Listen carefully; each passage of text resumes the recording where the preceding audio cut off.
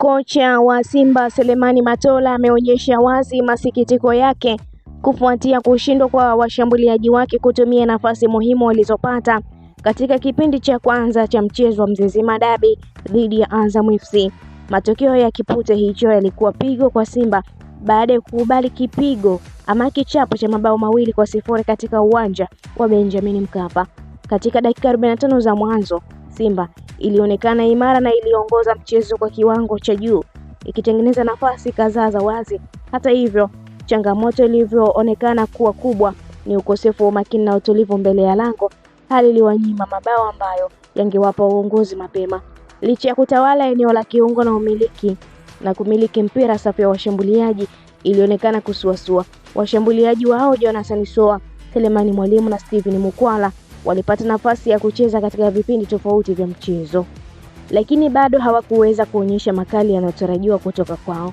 Ulegevu huo ulipelekea mashabiki na benchi la ufundi kutafuta majibu yao ya juu ya kinachoendelea kwenye safu hiyo muhimu. Baada ya mchezo huo, Matola amesema timu yake ilianza kwa kasi na kujiamini, lakini kilichoangusha ni maamuzi yasiyo sahihi katika eneo la hatari. Ameeleza kuwa wachezaji wake walishindwa kutumia nafasi walizotengeneza kutokana na ukosefu utulivu, jambo lililoondoa uwezekano wa kupata bao la mwanzo ambalo lingeweza kubadilisha mwelekeo mzima wa mchezo. Kocha huyo ameongeza kuwa dakika 10 za mwisho za kipindi cha pili ndizo zilizoangusha mpango wao wote wa mchezo. Simba ilipoteza mwelekeo, ikaonekana kuchoka, makosa madogo yakaanza kujitokeza. Makosa hayo yaliwapa Azam FC nafasi ya kufunga mabao 2 muhimu yaliyokata kabisa kasi na morali ya wachezaji wa Simba. Tulipoteza mwelekeo dakika 10 za mwisho katika kipindi cha pili na kuruhusu bao 2-0. Haikuwa bahati kwetu na tunajipanga kwa mchezo ujao, amesema Matola, akiashiria umuhimu wa kufanya maboresho ya haraka katika eneo la ushambuliaji. Kwa upande wa pili, kocha wa Azam FC Florent Ibenge alikiri kuwa hawakuanza mchezo vizuri. Alibaini mapungufu haya, alifanya marekebisho muhimu kipindi cha pili ambayo yalibadilisha mchezo kabisa. Mbinu alizobadilisha ziliwapa nguvu mpya na kikosi chake kikaanza kushambulia kwa ufanisi zaidi. Ibenge alisema ushindi huo wa pili wa ligi kuu msimu huu uliamuliwa na mabadiliko hayo pamoja na ari ya wachezaji wake katika dakika 45 za mwisho. Amepongeza kiwango cha Simba kipindi cha kwanza, akisema ushindani mkali wa mchezo huo ulitokana na ubora wa wapinzani wao ambao licha ya kupoteza walionyesha soka safi. Tumecheza mchezo mzuri kipindi cha pili licha ya Simba kucheza vizuri katika kipindi cha kwanza. Ulikuwa mchezo wa ushindani mkubwa kutokana na uwezo wa wapinzani wetu, alisema Florent Ibenge. Ni baada ya Azam FC kuizuia Simba kusonga mbele, Simba ilijikuta ikishindwa kuvuna alama 3 muhimu mbele ya Azam FC katika mchezo wa Mzizima Derby baada ya kukubali kichapo cha bao 2-0 katika uwanja wa Benjamin Mkapa. Mchezo huo ulivuta hisia za mashabiki. Ulianza kwa kasi ya juu, huku kila upande ukionyesha kiu ya kupata ushindi. Katika dakika za mwanzo, Simba ndio ilionekana kuingia vizuri zaidi kwenye mchezo, ikimiliki mpira na kushambulia kwa kasi.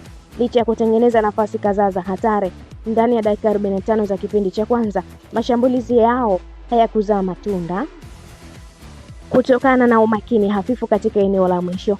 Dakika ya 23, Joshua Mutale alipata nafasi mwendo wa hatari, lakini shuti lake lilikwenda nje na kuacha mashabiki wa Simba wakishika vichwa. Hali hiyo haikubadilika hata dakika ya 34 baada ya kipa wa Azam FC Zuberi Foba kuokoa mpira wa faulu uliopigwa na Elie Mpanzo kwa ustadi mkubwa. Kipindi cha kwanza kilimalizika kwa sare tasa ya 0-0. Licha ya Simba kuonekana kutawala mchezo na kutengeneza nafasi nyingi zaidi, mara tu kipindi cha pili kilipoanza, Simba iliendelea kusukuma mashambulizi, huku mpira mmoja ukigonga mwamba dakika 47 na kuendeleza bahati mbaya kwa wekundu hao. Azam FC waliibuka na nguvu mpya katika dakika za mwisho za mchezo, wakitumia makosa ya Simba kusaka ushindi. Dakika 81, Jafet Kitambala alifungia Azam FC bao la kwanza, akimalizia kazi nzuri ya Nasru Sadoun, bao lilobadili kabisa mwelekeo wa mchezo. Dakika 8 baadaye, Idi Nado alizidi kuuzamisha jahazi la Simba baada ya kufunga bao la pili dakika ya 89 na kuipa Azam FC uongozi wa bao 2-0 uliodumu hadi dakika ya mwisho. Bao hilo liliwatia nguvu vijana wa Chamazi waliocheza kwa nidhamu na umakini mkubwa.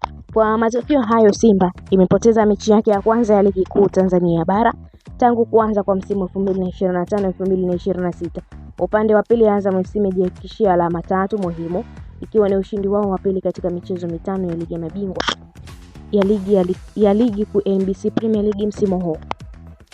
Mtazamaji wetu wa Nile TV, endelea kutufuatilia, pia usisahau kulike, kushare, kucomment pamoja na kusubscribe channel yetu ili uendelee kufurahia taarifa zetu mbalimbali za kimichezo kutokea ndani na nje ya mipaka ya Tanzania.